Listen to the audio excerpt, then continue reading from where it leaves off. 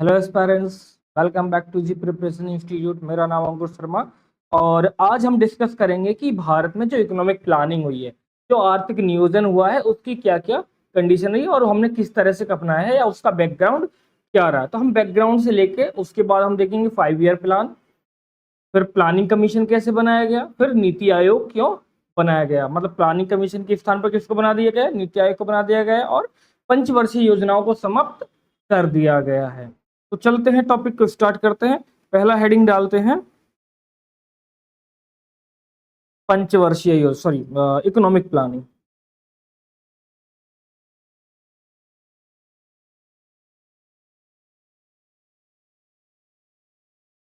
Economic planning आर्थिक नियोजन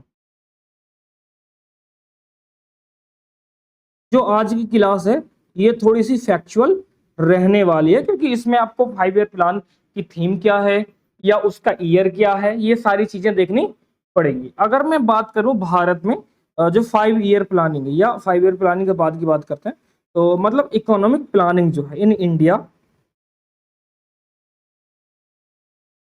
भारत में है ना, इकोनॉमिक अगर प्लानिंग की बात मैं करता हूं,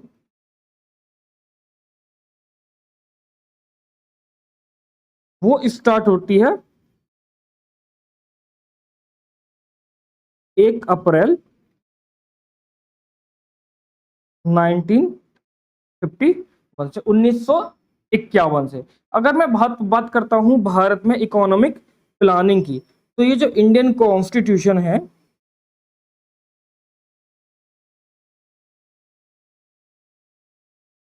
जो इंडियन कॉन्स्टिट्यूशन है, भारतीय संविधान है, उसकी जो 7th शेड्यूल है, 7th शेड्यूल है, उसकी कॉन्करेंट लिस्ट में इसको शामिल किया गया है। कॉन्करेंट लिस्ट इसको बोलते हैं समवर्ती सूची। समवर्ती सूची का ये क्या है, सब्जेक्ट है ना, समवर्ती सूची का सब्जेक्ट है। अगर इसके बैकग्राउंड की बात हम करते हैं तो थोड़ा सा यहाँ पर एक लैंग्वेज लिखते हैं, ठीक है ना। यह एक संगठित प्रयास है, मतलब it is a collective responsibility. यह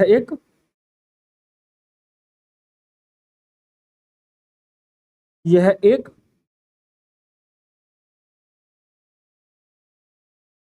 संगठित प्रयास है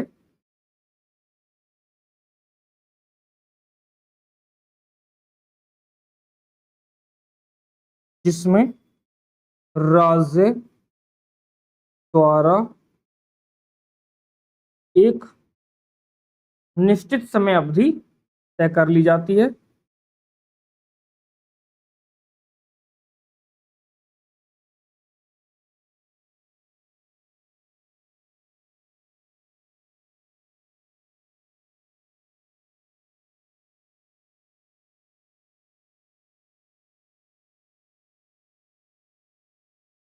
टारगेट क्या रहता है, जो उद्देश्य रहता है, उद्देश्य क्या है इसका, सिर्फ एक निश्चित आर्थिक विकास के लिए, है ना, एक निश्चित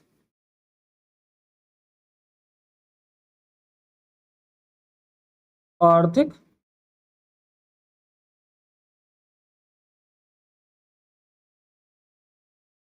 विकास के लिए, ठीक है। एक निश्चित आर्थिक विकास के लिए एक समय अवधि तय कर ली जाती है स्टेट के द्वारा। अब बात करते हैं जो इसका थोड़ा सा बैकग्राउंड की बात करते हैं। तो अगर मैं लिखूं यहाँ पे बैकग्राउंड, पृष्ठभूमि, बैकग्राउंड, तो फर्स्ट, ठीक है। तो भारत में इकोनॉमिक प्लानिंग का जो ड्राफ्ट तैयार किया, draft of economic planning in India, तो ये किया था M.N. रॉय द्वारा 1945, है ना, 1945। 1945 के द्वारा। दूसरा पॉइंट अगर मैं यहाँ पे लिखूं तो जो बैकग्राउंड ऑफ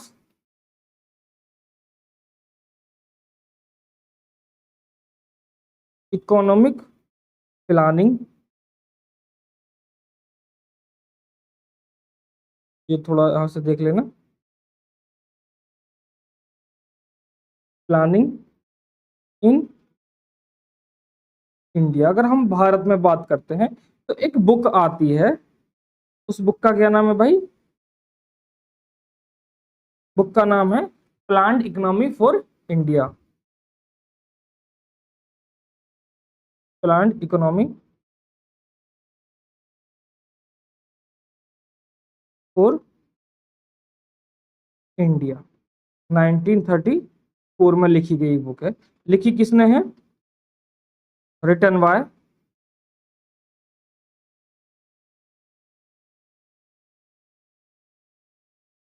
एम विश्वेश्वरैया जी ने।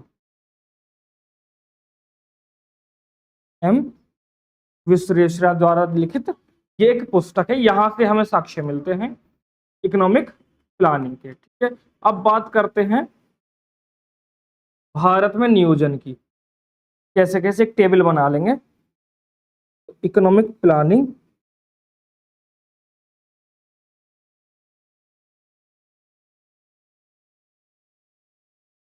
इन इंडिया, कि भारत में जो इकोनॉमिक प्लानिंग की गई है उसके कौन कौन से कब कब ऑब्जेक्टिव्स क्या क्या रहे हैं उसके बारे में यहाँ पर एक जनरल डिस्कशन कर लेते हैं। एक ओवरव्यू यहाँ से ले लेते हैं। फर्स्ट इसको दो पार्ट में डिवाइड कर लेते हैं एस्पायरेंट हम।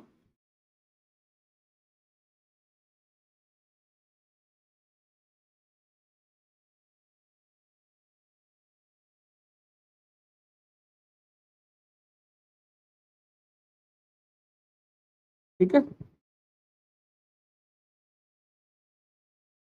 चलो अब लिखते हैं पहला। पहले लिखते हैं स्वतंत्रता से पूर्व।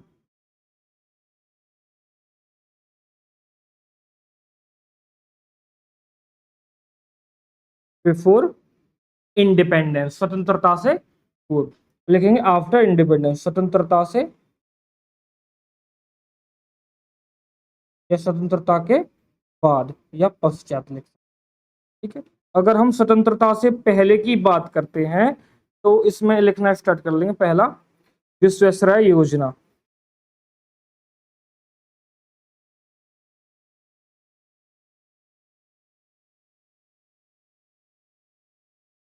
जो अभी हमने देखा था एक बुक उनकी 1934 की बुक है। दूसरा लिख लेंगे कांग्रेस योजना, कांग्रेस प्लानिंग।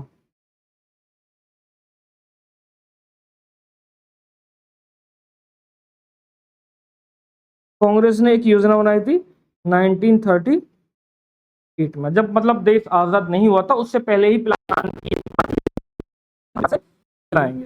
फिर जो तीसरा पॉइंट है वो है बॉम्बे प्लान, बॉम्बे योजना 1943। फिर है गांधीयन योजना या गांधीवादी योजना,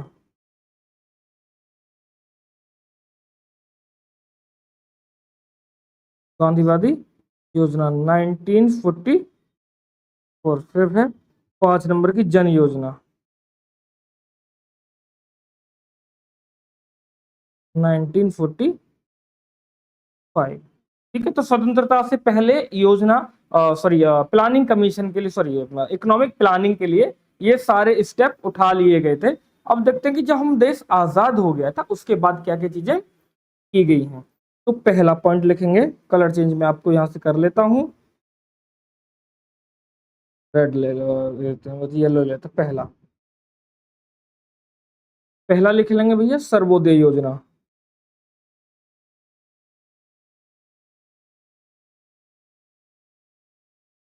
1950।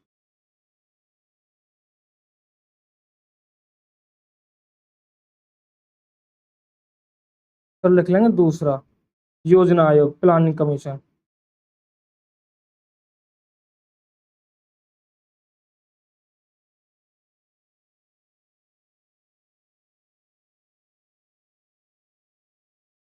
नाइनटीन फिफ्टी 1950 में। तो लिख लेंगे एनडीसी, नेशनल डेवलपमेंट काउंसिल, 1952 में।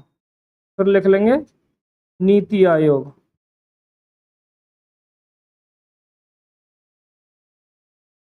2015 में। फिर लिख लेंगे Bharat vision,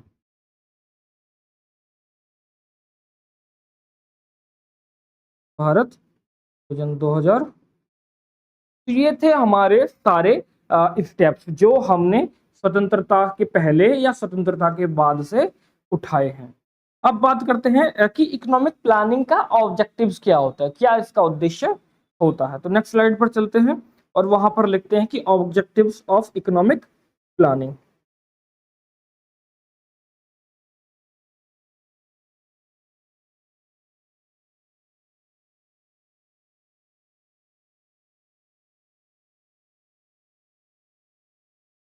objectives of economic planning.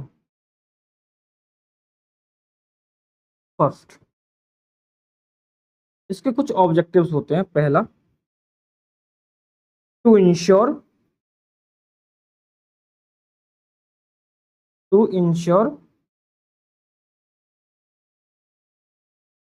Economic growth,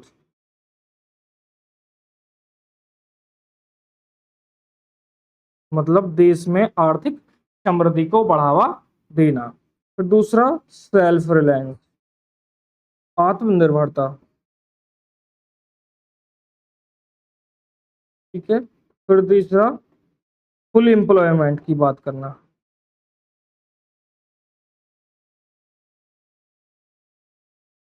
फिर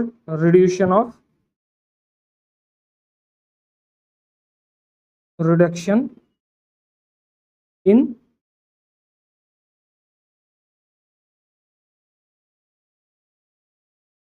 इनइक्वालिटीज। फिर next, removal of poverty.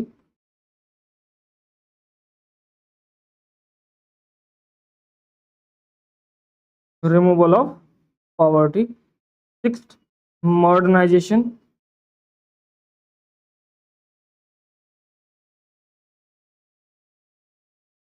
Modernisation, है ना। ये सारे ऑब्जेक्टिव्स और भी हो सकते हैं, मतलब ये मैंने इंश्योर किया, मतलब पॉइंट पॉइंट आपको लिखवा दिया कि अगर इकोनॉमिक प्लानिंग की बात आती है, कोई क्वेश्चन आता है मेंस में, तो आप यहाँ से लिखने की कंडीशन में बन जाते हैं। अब बात कर लेते हैं प्लानिंग कमीशन की, क्योंकि 1950 में प्लानिंग कमीशन बनाया गया। तो उसका ऑब्जेक्टिव्स क्या था, इसने 5 ईयर प्लान्स को स्टार्ट किया। उन 5 ईयर प्लान्स का क्या था, तो 5 ईयर प्लान्स हम नंबर 1 से लेकर और नंबर 12 तक की बात करेंगे। मैं आपको एक फ्लो चार्ट भी दिखा दूंगा, एक डायग्राम भी दिखा दूंगा, जितना दिखा सकते हैं। फिर उसके बाद अपने नीति आयोग की तरफ चलेंगे, या पहले दोनों को आयोगों को पढ़ लेते हैं कि योजना आयोग क्या था और नीति आयोग का। ये सही अप्रोच रहेगा कि पहले हम योजना आयोग को पढ़ लें, फिर उसके साथ साथ नीति आयोग को पढ़ लेंगे, फिर उसके बाद 5 ईयर प्लान की तरफ मूव कर जाएंगे। चलते हैं स्लाइड पर, हेडिंग डालते हैं प्लानिंग कमीशन।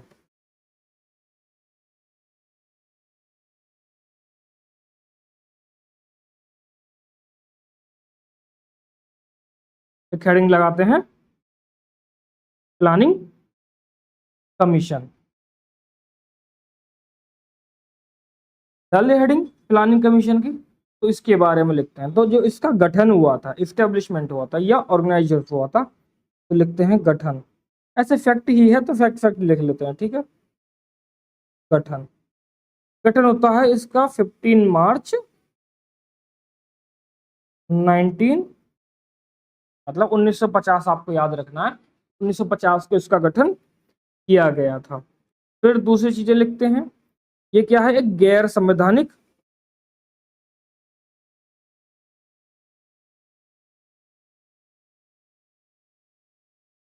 निकाय है। गैर संवैधानिक मतलब है नॉन कॉन्स्टिट्यूशनल बॉडीज।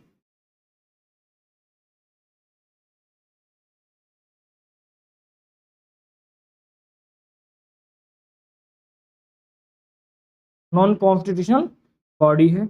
और जो इसके पदेन अध्यक्ष होते हैं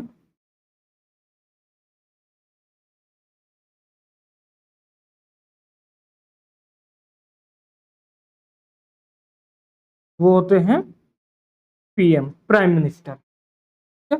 कौन होते हैं? प्राइम मिनिस्टर होते हैं। अगर हम बात करते हैं प्रथम पदेन अध्यक्ष की, प्रथम अध्यक्ष कौन थे? तो उस समय के प्राइम मिनिस्टर पंडित जवाहरलाल नेहरू, चाचा नेहरू।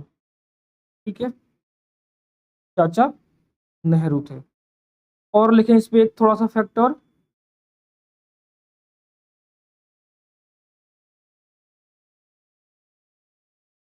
थोड़ा टेक्निकल ग्लिच हो गया इसमें। लिखना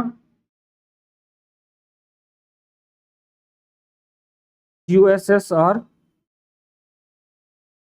के केंद्रीकृत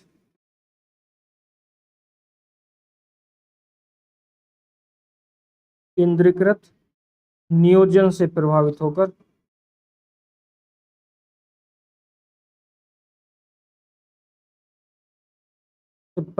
होकर पीएम नेहरू ने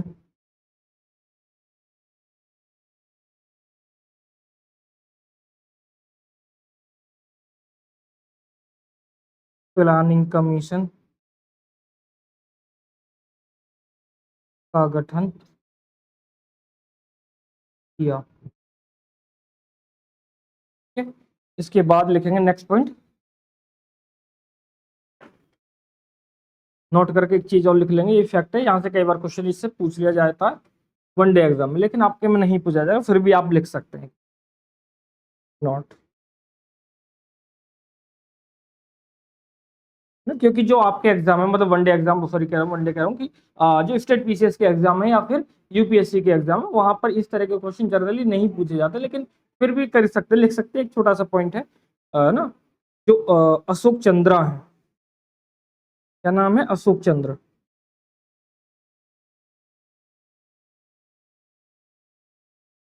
अशोक चंद्रा है, उन्होंने योजना आयोग को क्या कहा है? जो प्लानिंग कमीशन है,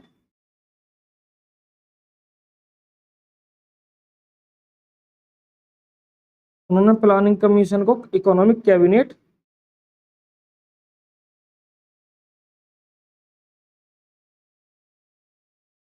की संज्ञा दी है ना, या कह दे सकते हैं कि इकोनॉमिक कैबिनेट कहकर उसको पुकारा है।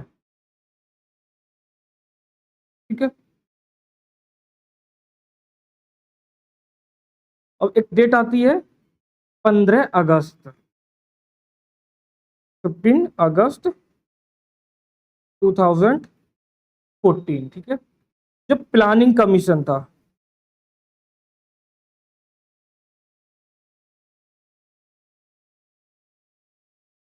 इस प्लानिंग कमीशन को क्या कर दिया जाता है? समाप्त कर दिया जाता है, या इसकी जगह एक नया संस्था आ जाती है, उसका क्या नाम है? नीति आयोग। लेकिन लेकिन 1 जनवरी 2015 से ये क्या हुआ? प्रभाव में आया या आता है। मतलब कहने का यह है कि 15 अगस्त 2014 को प्लानिंग कमीशन समाप्त किया गया और प्लानिंग कमीशन के स्थान पर नीति आयोग का गठन किया गया। लेकिन नीति आयोग ने जो काम स्टार्ट किया वो 1 जनवरी 2015 से। तो अगर आपसे आता है कि नीति आयोग का गठन कब होता है, तो आप ध्यान रखेंगे 1 जनवरी 2015। जब प्लानिंग कमीशन यहाँ समाप्त हो गया तो 5 ईयर प्लान भी यहाँ पर समाप्त हो जाते हैं। जो 12 5 ईयर प्लान है वो कंप्लीट नहीं हुआ था, उसको देखेंगे कि क्या टाइमलाइन रहती है। अब बात कर लेते हैं नेक्स्ट कमीशन की, नीति आयोग। नेक्स्ट हेडिंग डाल देंगे NITI Aayog.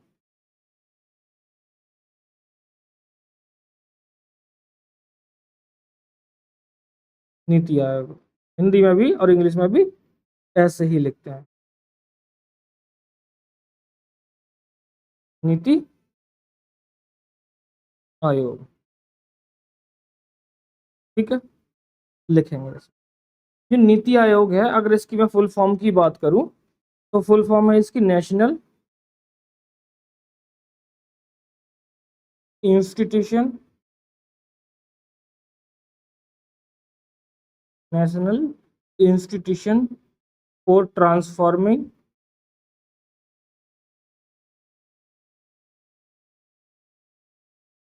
India, for transforming India, ये इसका फुल फॉर्म है। वन डे एग्जाम वगैरह में पूछ लिया जाता, आपके में नहीं पूछा जाएगा, लेकिन फिर भी मैंने बता दिया आपको, कोई नहीं, आप इतना तो याद रख ही सकते हैं, है ना। जब आप इतने बड़े एग्जाम की चीजें करते हैं तो एक दो चीजें तो आप याद रख ही सकते हैं। और ये क्या है, ये कॉन्स्टिट्यूशनल बॉडी है, नहीं है सॉरी,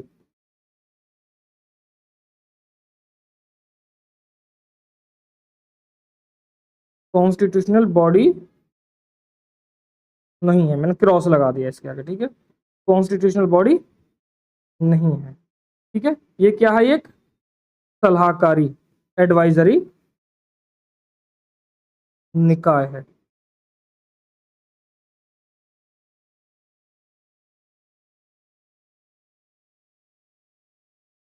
क्या है, एडवाइजरी बॉडी है। और इसके पदेन अध्यक्ष की अगर मैं बात करता हूं तो जैसे प्लानिंग कमीशन में थे पदेन अध्यक्ष पीएम, ऐसे ही यहाँ पर भी कौन रहते हैं, प्रधानमंत्री ऑटोमेटिक इसके अध्यक्ष बन जाते हैं।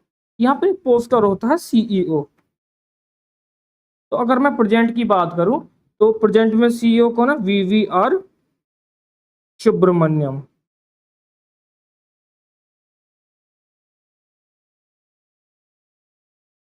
वीवीआर सुब्रमण्यम, ठीक है। और ये क्या काम करता है, ये थिंक टैंक के रूप में काम करता है।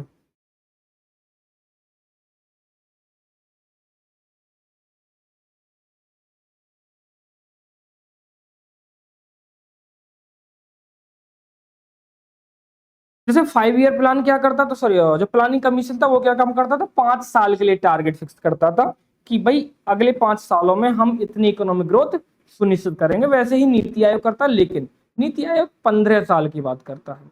जैसे कि एस्पेरेंट्स आपने देखा होगा, जितने भी हमारे टारगेट हैं 2030 तक है, एजेंडा 230 है, या एथेनॉल ब्लेंडिंग करने वाला है। वो ऐसा क्यों है, क्योंकि 2015 में नीति आयोग का गठन हुआ है और 15 साल की अप्रोच पे, दीर्घकालिक अप्रोच पे या लॉन्ग टर्म अप्रोच पे कार्य करता है। तो ये क्या होता है, वहां से 15 साल जोड़ लिया, अब 2015 में तो 2030 तक की बात यहाँ पर की जाती है। ठीक है, तो जो इसका दृष्टिकोण, जो अप्रोच है, उसकी बात करते हैं नीति आयोग। तो नीति आयोग 3 अप्रोच पे काम करता है। एक तो 15 वर्ष का दीर्घकालिक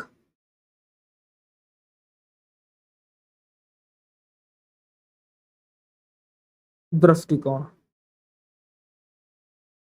दीर्घकालिक दृष्टिकोण पहला। दूसरा पॉइंट, 7 वर्षीय मध्यकालिक दृष्टिकोण, मध्यकालिक दृष्टिकोण। फिर उसके साथ जो सबसे छोटा 3 वर्षीय अल्पकालिक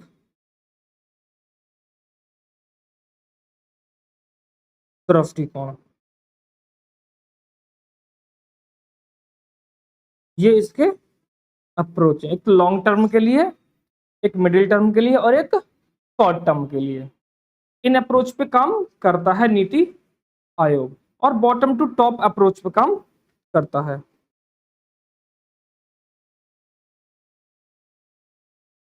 बॉटम टू टॉप अप्रोच पे काम करता है। जहां हमने प्लानिंग कमीशन पढ़ा था ना, वहां एक और चीज लिख लेंगे, जो ये है ना, ये क्या काम करता है? Top to bottom.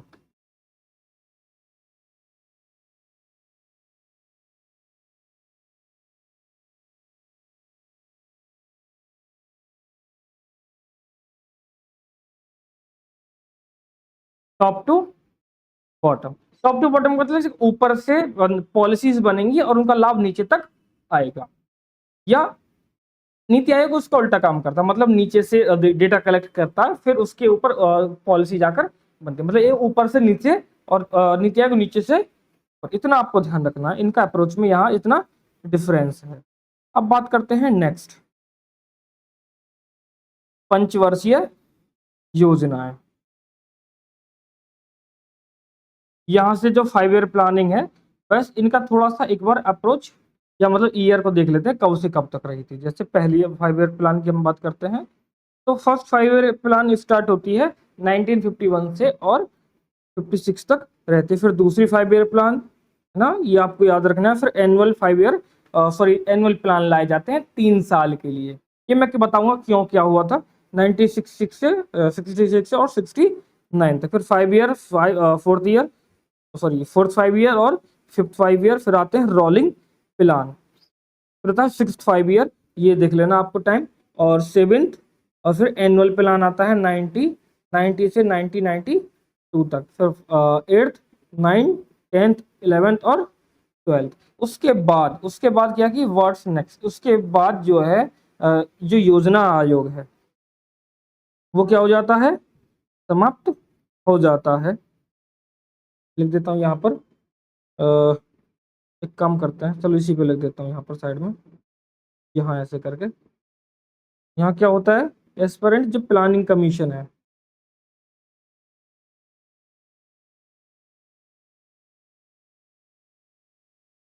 वाइट से लिखता हूँ, दिख नहीं रहा आपको। फिर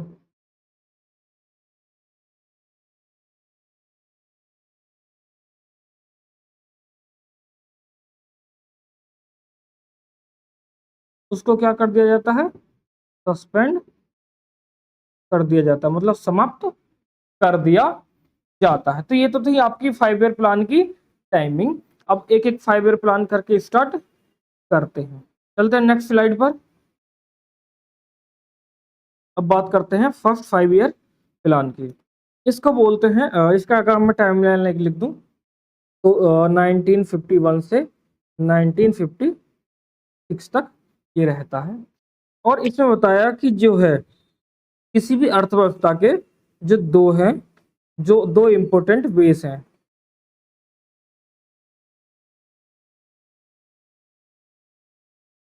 वो दो इंपॉर्टेंट बेस क्या हैं? पहला तो है लेबर, इसको बोलते हैं श्रम।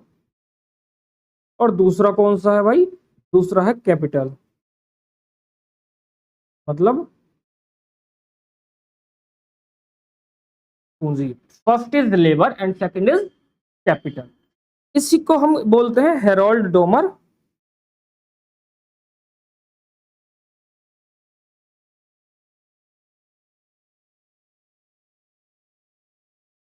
हेरोल्ड डोमार मॉडल इसको बोले जाते हैं। जो इसमें ऑब्जेक्टिव्स था, मुख्य उद्देश्य जो था, मेन ऑब्जेक्टिव्स क्या था? एग्रीकल्चर डेवलपमेंट करना। एग्रीकल्चर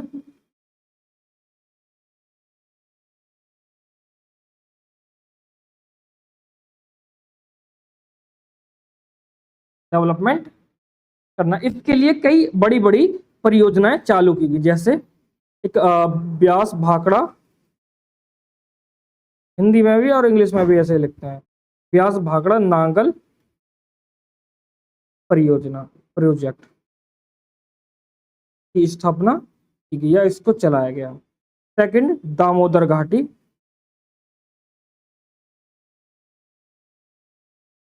दामोदर घाटी परियोजना।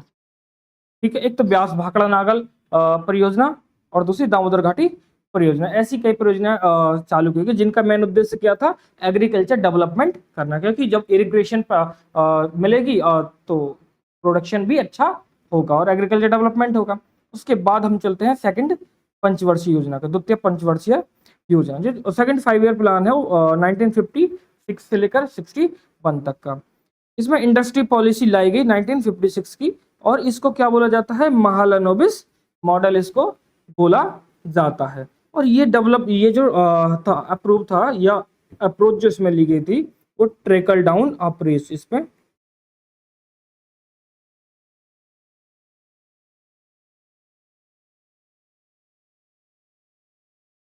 ट्रिकल डाउन अप्रोच इस पे अपनाया गया था, दृष्टिकोण था। ठीक है, जो ऊपर की चीजें हैं उनको आप क्या कर दीजिए, सख्त कर दीजिए, और जो पर विकास से डेवलपमेंट छन छन कर नीचे तक आ जाएगा। इसका उद्देश्य क्या था, इंडस्ट्री डेवलपमेंट करना, इंडस्ट्रियल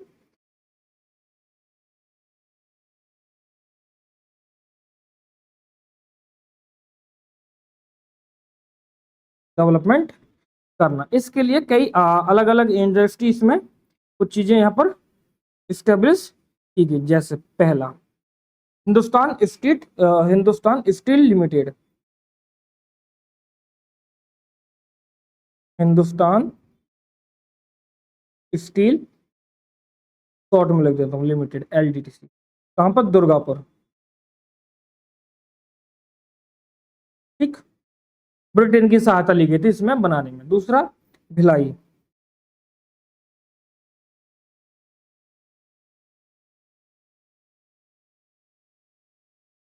नेक्स्ट कौन सा, भिलाई स्टील प्लांट, ये बनाया गया था भिलाई में, और USSR की सहायता ली गई, सोवियत संघ की सहायता ली गई थी। और जो तीसरा इसमें लगा था, हिंदुस्तान स्टील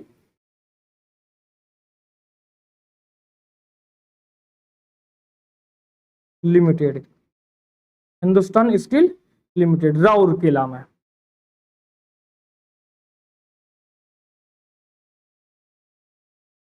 कब लगाया गया था एस्पायरेंट, राउरकेला में। तो ये तो था सेकंड पंचवर्षीय योजना। अब चलते हैं थर्ड पंचवर्षीय योजना की तरफ। थर्ड पंचवर्षीय योजना में क्या हुआ भाई, 1961 से और 1966 तक चला। यहाँ पर हमने देखा Indo China war, Indo Pakistan war, दो तो हमने इसमें युद्धों को झेला था, और इसी में ग्रीन रेवोल्यूशन की शुरुआत हुई थी। ग्रीन रेवोल्यूशन का फादर किसको बोला जाता है ना, अगर वर्ड की बात करें तो नॉर्मन ई बोरलॉन्ग, विश्व की बात करें और भारत में करें तो विश्व में बोला जाता है नॉर्मन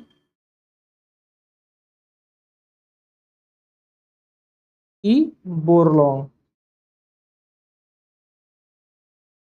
ठीक, और भारत में MS स्वामीनाथन को।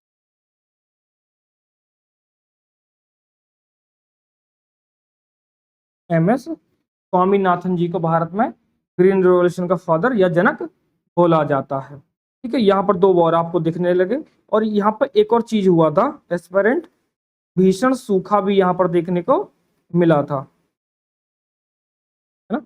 एक पॉइंट ये हो गया, दूसरा पॉइंट ये हो गया, और तीसरा पॉइंट ये हो गया, और इसी के साथ साथ चौथा पॉइंट एक और हुआ कि यहाँ पर इसी पंचवर्षीय योजना में भीषण सूखा ड्रॉप जो था वो देखने को मिला था। तो इस पंचवर्षीय योजना का मेन उद्देश्य क्या था, इसकी बात भी यहाँ पर कर लेते हैं। जो मेन उद्देश्य था इसका कि अर्थव्यवस्था को आत्मनिर्भर बनाना, और एग्रीकल्चर प्लस इंडस्ट्री डेवलपमेंट, अर्थव्यवस्था को और उद्योग को और कृषि को क्या बनाना, आत्मनिर्भर बनाना। ये तो था इसका थर्ड 5 ईयर प्लान। अब बात करते हैं फोर्थ 5 ईयर प्लान। नेक्स्ट चलते हैं नेक्स्ट स्लाइड पर, और एक हेडिंग डालते हैं। यहाँ पर एक अवकाश देखने को मिला था, योजना अवकाश, planning holidays.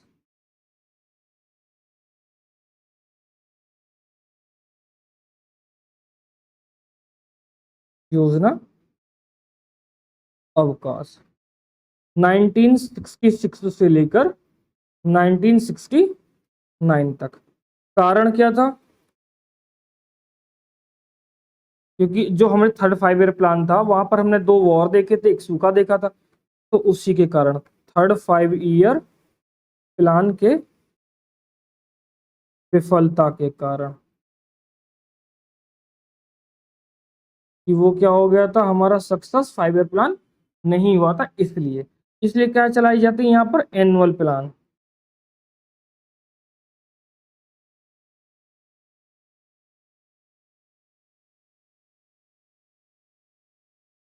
First annual, second annual और थर्ड एनुअल, 3 5 ईयर प्लान यहाँ पर, सॉरी 3 एनुअल प्लान यहाँ पर चलाए जाते हैं। अब चलते हैं नेक्स्ट स्लाइड पर। नेक्स्ट हेडिंग डाल देते हैं फोर्थ 5 ईयर प्लानिंग, 1969 से लेकर 74 तक एक्सपायरेंट। इसका उद्देश्य क्या था, अगर मैं उसको लिख दूं, है ना, तो आपको ऑब्जेक्टिव्स याद रखना है कि स्थिरता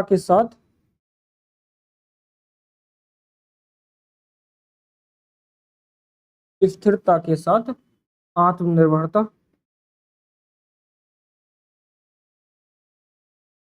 कृषि एवं सिंचाई का महत्व, एवं सिंचाई का महत्व। जो इसमें कुछ कार्य किए गए थे, प्रमुख कार्य या जो इनिशिएटिव्स इसमें लिए गए थे, सबसे इम्पोर्टेंट इसरो की स्थापना की गई थी। जो इसरो हमारा आज का है, जो नित नए कीर्तिमान स्थापित कर रहा है, उसकी स्थापना की गई, इसरो की स्थापना की गई। और यहीं पर 14 बैंक का, जो 14 बैंक्स थे, उनका क्या किया गया, नेशनलाइजेशन किया गया, राष्ट्रीयकरण किया गया। अगर मैं डेट लिखूं तो है, डेट क्या है, 19 जुलाई 1969।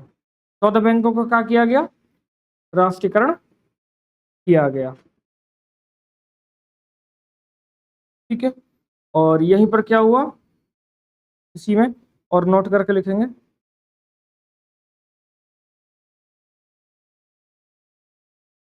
नोट करके लिखेंगे, जो व्हाइट रेवोल्यूशन थी, श्वेत क्रांति थी, उसकी बीच क्या होती है, शुरुआत होती है 1970 में। इसके लिए एक ऑपरेशन चलाया गया, ऑपरेशन फ्लड, ऑपरेशन फ्लड। और इसमें कुछ और इनिशिएटिव्स लिए गए, जैसे सलेम इस्पात संयंत्र, सलेम स्टील प्लांट,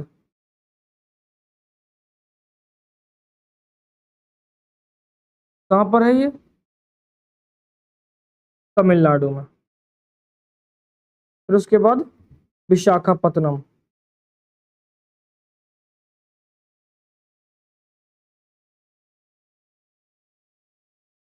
विशाखापत्तनम इस्पात या स्टील संयंत्र भी स्थापित किया गया। एंड उसके बाद विजयनगर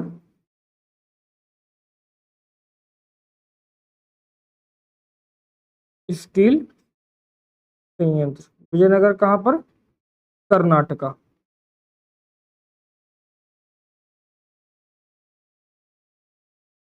ये सब क्या किए गए, ये सब की स्थापना इस पंचवर्षीय योजना में की गई। और नोट करके एक और चीज लिखेंगे,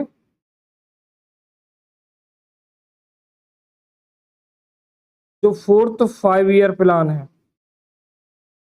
ना, इसमें जो भारत की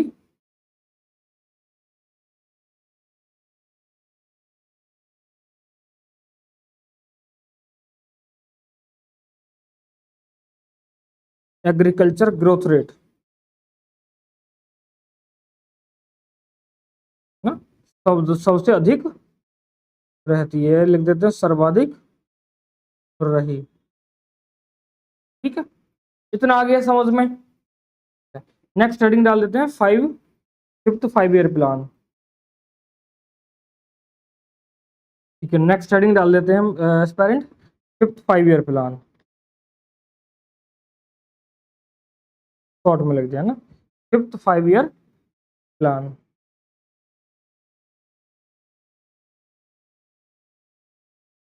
ईयर है इसका 1974 से लेकर 78 तक। तो इसका उद्देश्य था, इसका एक ही उद्देश्य, गरीबी उन्मूलन,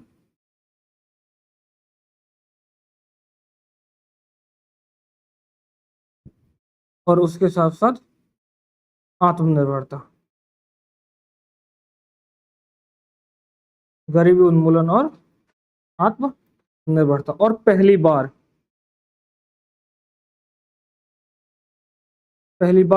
एक स्लोगन दिया गया, नारा दिया गया, कौन सा?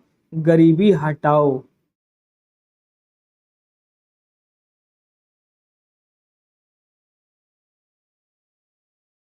गरीबी हटाओ का स्लोगन दिया गया, नारा दिया गया। ठीक है, नेक्स्ट 5 ईयर प्लान लिखेंगे 6th 5 year plan, 6th 5 year plan 1985। लिखना, इसमें क्या है भैया, लिखो, आर्थिक उदारीकरण की शुरुआत की गई।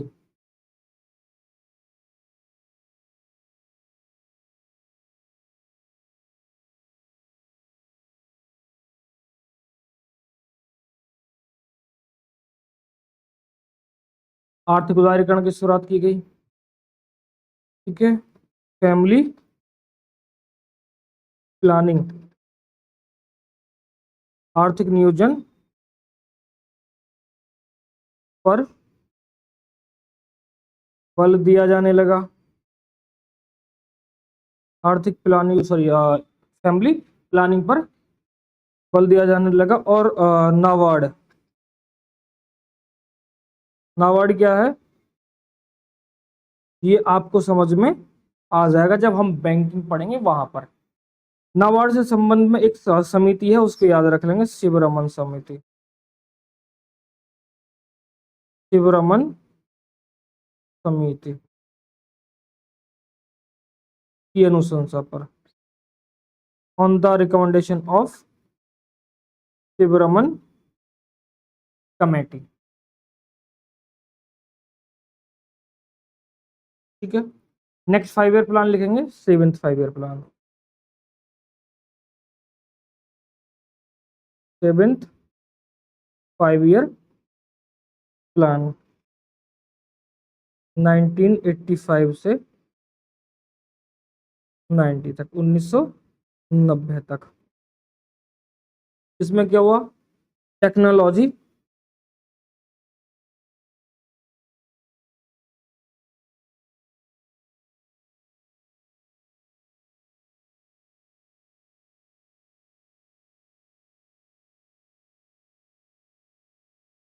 टेक्नोलॉजी के यूज को प्रमोट किया गया, और रोजगार सृजन, है ना, एम्प्लॉयमेंट क्रिएशन को बढ़ावा देने की बात यहाँ पर की गई। नेक्स्ट 5 ईयर प्लान लिखेंगे 8th 5 year plan, 8th 5 year plan 1992 से 1997 तक। इसमें क्या हुआ, एक सबसे महत्वपूर्ण काम ये हुआ कि 1 जनवरी 1995 को भारत मेंबर बन जाता है किसका, WTO का, WTO का, वर्ल्ड ट्रेड ऑर्गेनाइजेशन। और इसमें जो विशेष बल दिया गया, फोकस जो किया गया, फोकस किस पे किया गया, तीव्र आर्थिक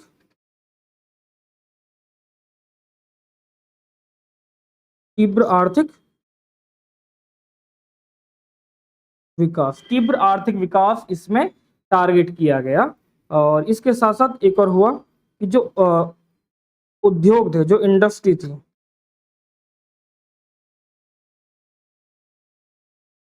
इंडस्ट्रीज के मॉडर्नाइजेशन या आधुनिकीकरण,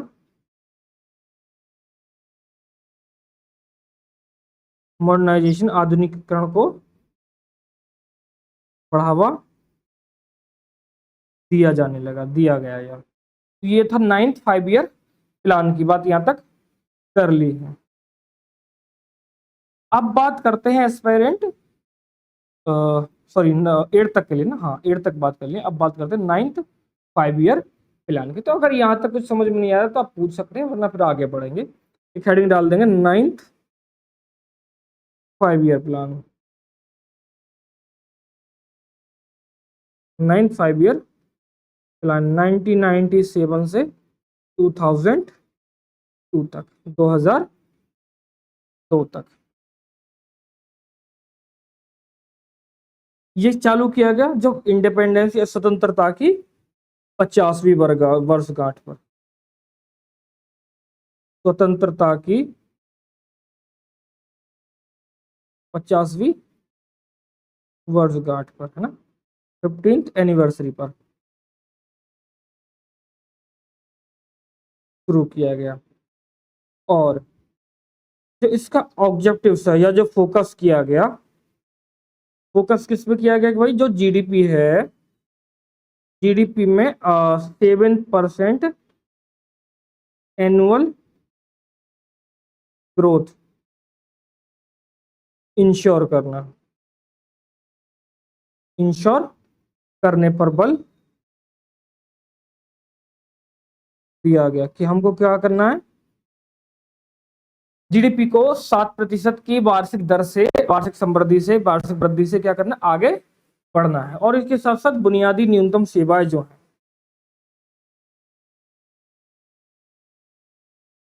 बुनियादी न्यूनतम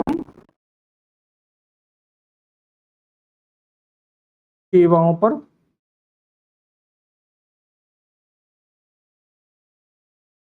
बल दिया जाने लगा, कि बुनियादी न्यूनतम सेवा जो है उन पर फोकस किया जाए। उसके बाद लिखेंगे 10th 5 year plan. Next slide पर चलते हैं और यहाँ पर डालते हैं 10th 5 ईयर प्लान 2002 से लेकर 2007 तक। ठीक है, तो 10वीं पंचवर्षीय योजना है, इसका फोकस एरिया क्या है उसकी बात कर लेते हैं। फोकस किया गया जो सामाजिक आर्थिक लक्ष्य हैं उनकी प्राप्ति करने के लिए, सामाजिक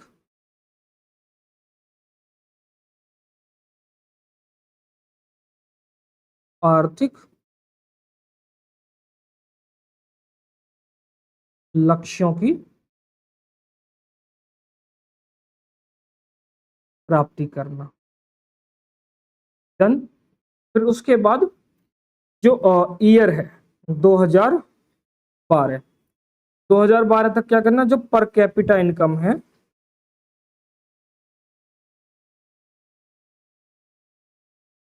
पर कैपिटा इनकम जो है पीसीआई, उसको क्या करना, 2 टाइम्स करना, दुगनी करना।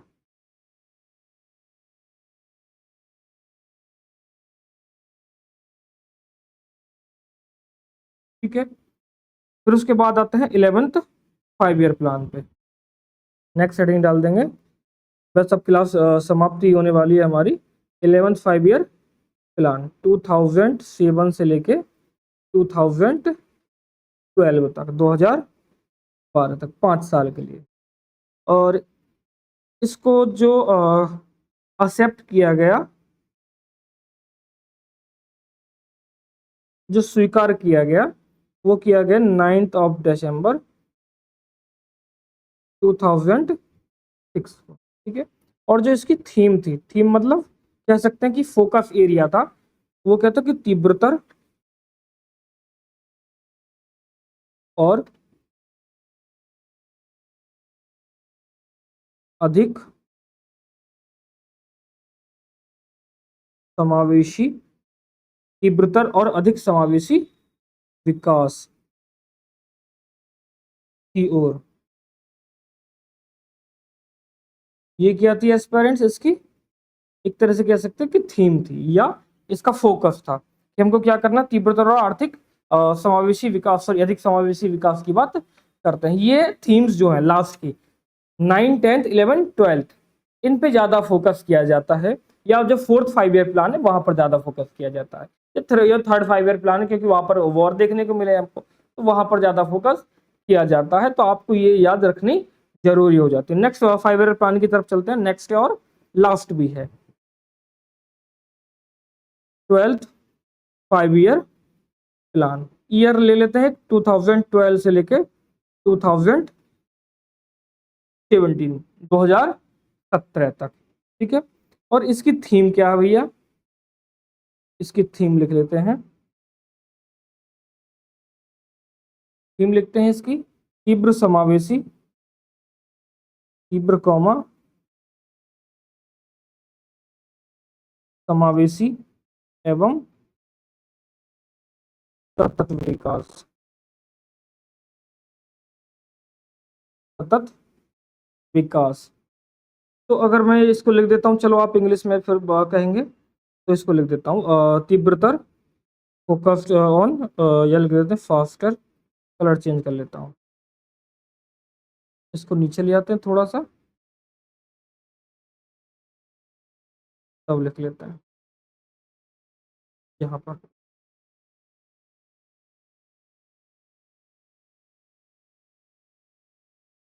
Faster and more inclusive growth, faster and more inclusive growth की बात करते हैं।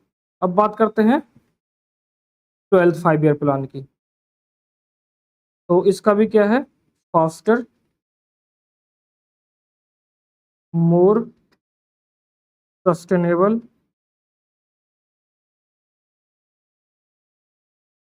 And more inclusive growth.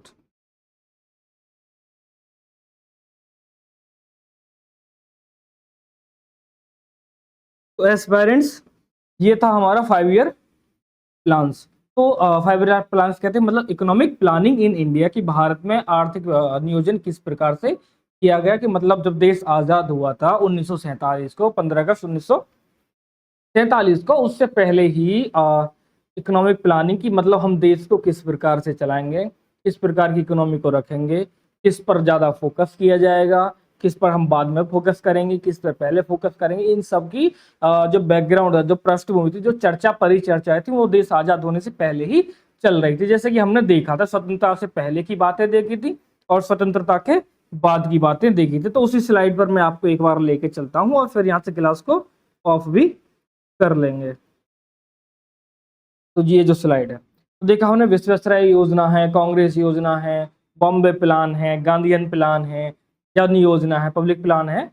ये सारी चीजें कब थी, स्वतंत्रता से पहले की बात यहाँ पर हो गई थी। अब स्वतंत्रता के बाद भी कुछ किए गए, जैसे सर्वोदय योजना चलाया गया, सबसे इम्पोर्टेंट जो कदम उठाया गया प्लानिंग कमीशन, और उसको डेडिकेट किया गया भारत में इकोनॉमिक प्लानिंग के लिए, है ना। एक संस्था बनाई गई जो कि गैर संवैधानिक संस्था थी, मतलब नॉन कॉन्स्टिट्यूशनल बॉडी थी, सलाहकारी निकाय थी, टॉप टू बॉटम अप्रोच पे काम करती थी, है ना। 1950 में बनाई गई थी। पदेन अध्यक्ष उसके प्रधानमंत्री थे, तो उस समय के प्रधानमंत्री कौन थे, पंडित जवाहरलाल नेहरू थे। 12 पंचवर्षीय योजना को उसने चालू किया। 12वीं पंचवर्षीय योजना कंप्लीट नहीं हो पाई थी, उसके लिए उससे पहले प्लानिंग कमीशन को समाप्त कर दिया गया। प्लानिंग कमीशन की जगह पर नीति आयोग की स्थापना कर दी गई 1 जनवरी 2015 से। नीति आयोग क्या होगी, प्रभाव में आ जाता है। अभी इसके पदेन अध्यक्ष कौन है, प्रधानमंत्री हैं। सीईओ कौन है, बीवीआर सुब्रमण्यम जी है। इतना मैंने आपको बताया था। और बॉटम टू टॉप अप्रोच पे ये काम करता है, इतना समझा दिया था मैंने। इसमें आगे कुछ बाहर नहीं आने वाला है। फिर मैंने इसके साथ साथ इसकी अप्रोच की भी बात की थी कि इसका अप्रोच किस तरह से होता है। अप्रोच का मतलब ये 3 काम करता है। एक तो 15 पंचवर्षीय योजना, सॉरी 15 वार्षिक दीर्घकालीन अप्रोच लेता है, लॉन्ग टर्म का, एक शॉर्ट टर्म का, सॉरी एक मिडिल टर्म का, 3 तरह का अप्रोच करता है। और दूसरा अप्रोच क्या है कि बॉटम टू टॉप अप्रोच पर काम करता है। फिर मैंने आपको बताया था ऑब्जेक्टिव्स ऑफ इकोनॉमिक प्लानिंग की क्या काम करता है भाई, इंश्योर करना कि इकोनॉमिक ग्रोथ हो रही हो। फिर दूसरा क्या क्या जो इनइक्वालिटीज हैं, जो असमानताएं हैं, उनको रिड्यूस करना, अनएम्प्लॉयमेंट को बढ़ाना, पॉवर्टी को कम करना, डेवलपमेंट करना, सेल्फ रिलायंस करना, ये सब किसमें आती है, इकोनॉमिक प्लानिंग के उद्देश्य कहे जा सकते हैं। फिर उसके बाद हम आगे थे जो हमारा प्लानिंग इन इंडिया तक, एक टाइमलाइन हमने देख लिया था कि कौन से 5 ईयर प्लान कहाँ तक है, थर्ड 5 ईयर प्लान जो है वो फेल क्यों हुआ। उसके बाद हमने 3 एनुअल प्लान स्टार्ट किए, एक एक साल का प्लान स्टार्ट किया कि छोटा टारगेट सेट करेंगे, उनको अचीव करेंगे। फिर उसके बाद क्योंकि 5 वर्ष के टारगेट को हम अचीव करने के लिए उस समय कंडीशन में नहीं थे, क्योंकि हमने लगातार 2 वॉर को देखा था, इंडो चाइना वॉर, इंडो पाक वॉर जो आप सब जानते ही हैं। फिर उसके बाद एक भीषण सूखा भी उसी समय पड़ा था, वो हमने देखा। उसी को लेकर हमने ग्रीन रेवोल्यूशन चालू किया। ग्रीन रेवोल्यूशन का फादर किसको कहा जाता है, जनक किसको कहा जाता है? अगर हम वर्ल्ड की बात करते हैं नॉर्मन ई बोरलॉन्ग को, अगर हम भारत की बात करते हैं तो एम.एस. स्वामीनाथन जी को कहा जाता है। तो ये हमने देख लिया था। फिर हम आगे थे फर्स्ट 5 ईयर प्लान की तरफ। तो फर्स्ट 5 ईयर प्लान में 2 चीजें बताई गई इंपॉर्टेंट किसी भी अर्थव्यवस्था को चलाने के लिए, कि वो उसके बेस है। पहला कि एक तो लेबर और दूसरा कैपिटल, और इसी को हैरोल्ड डोमार मॉडल भी कहा जाता है। ऑब्जेक्टिव जो इसका था वो था कि भाई एग्रीकल्चर डेवलपमेंट करना है ना, और बिहार नागरा भागल परियोजना बनाएगी और दामोदर घाटी जैसी परियोजनाएं बनाएगी, ताकि एग्रीकल्चर इरिगेशन एक्टिविटी बढ़ाई जा सके, सिंचाई क्षेत्र जो है वो बढ़ाया जा सके। फिर उसके बाद हमने देखा सेकंड 5 ईयर प्लान, ये महालनोबिस मॉडल है और ट्रिकल डाउन अप्रोच पर काम करता है। और इसका मेन ऑब्जेक्टिव्स क्या था, इंडस्ट्रियल डेवलपमेंट। लिख देता हूँ यहाँ पर, छूट गया कुछ, या फोकस कह सकते हैं इसको, फोकस लिख देते फोकस।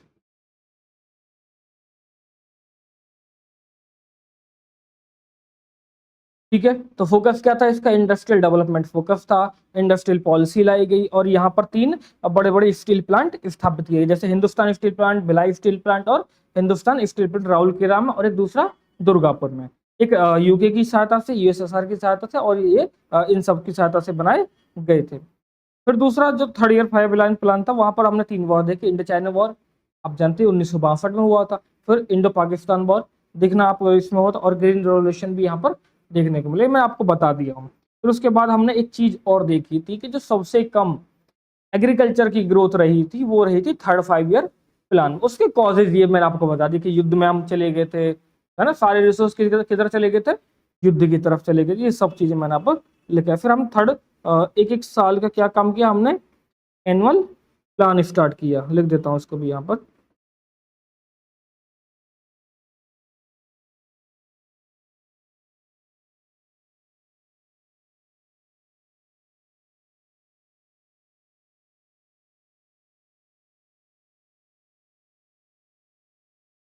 ठीक, फिर उसके बाद हमने देखा फोर्थ 5 ईयर प्लान और व्हाइट रेवोल्यूशन देखकर ऑपरेशन फ्लड देखा। तो यहाँ पर जो से स्थापित किए गए उनकी बात की, एग्रीकल्चर ग्रोथ वगैरह ये सब हमने देख लिया। तो आज की क्लास को यहीं पर समाप्त करते हैं और मिलते हैं एक नई क्लास में। तब तक के लिए जय हिंद, और मिलते रहिएगा हमको इजी प्रिपरेशन इंस्टीट्यूट के प्लेटफॉर्म पर। तब तक के लिए आपको जय हिंद।